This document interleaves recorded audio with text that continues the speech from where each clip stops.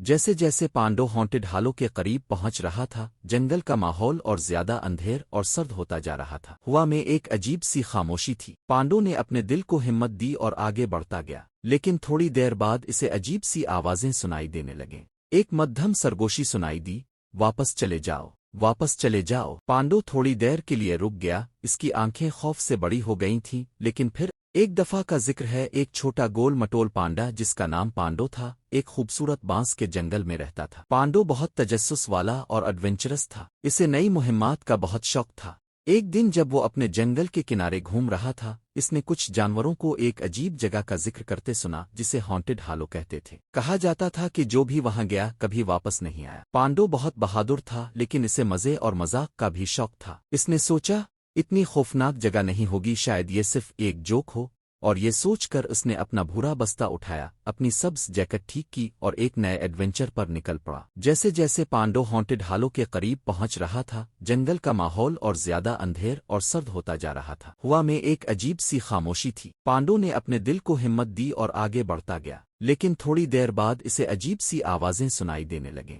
एक मध्यम सरगोशी सुनाई दी, वापस चले जाओ, वापस चले जाओ। पांडो थोड़ी देर के लिए रुक गया, इसकी आंखें खौफ से बड़ी हो गई थीं, लेकिन फिर इसने खुद से कहा, हा ये तो कोई प्रैंक कर रहा है, और वो हल्की सी हंसी हंसते हुए आगे चल दिया। लेकिन जैसे जैसे वो अंदर जा रहा था, जंगल सच में अजीब और खौफनाक होता जा रहा था। साए इधर अलिफादेर दौड़ते दिखाई दे रहे थे और जमीन ठंडी हो रही थी। एक वक्त आया जब पांडो को लगा कोई इसका पीछा कर रहा है। इसका दिल जोर जोर से धड़कने लगा, लेकिन इसने हिम्मत नहीं हारी। अचानक इसके सामने एक पुरानी सी दीवार नजर आई जिसमें अजीब नक्शे बने हुए थे। इस दीवार के दरमियान एक पुराना लोहे का दरवाजा था जो थोड़ा सा खुला हुआ था। इसके अंदर एक डार्क और खौफनाक दरख्त नजर आया जिसकी शाखें हवा में हल रही थीं जैसे हाथ बन गई हों। पांडो ने अपनी पूरी हिम्मत जमा की और दरवाजे से अंदर चला गया। अंदर दाखिल होते ही हुआ ऐसी हो गई और हर तरफ धुंध छा गई। पांडो को कुछ भी वाज़े तौर पर नजर नहीं आ रहा था। अचानक एक रोशन फिग्यार उसके सामने आया। ये एक भूत था।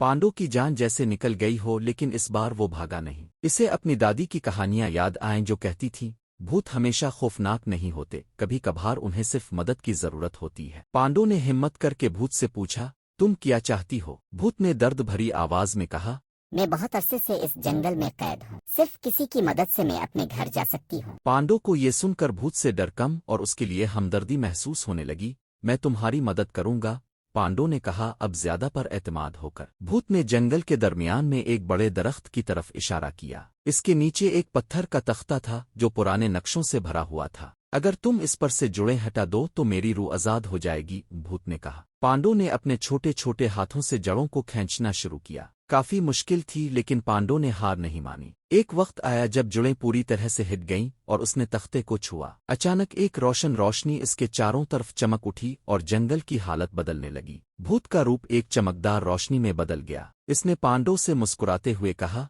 तुमने मुझे आजाद कर दिया। शुक्रिया छोटे पांडा, पांडो ने मुस्कुरा कर जवाब दिया। तुम इतनी खौफनाक भी नहीं थीं जितनी लोग कहते थे।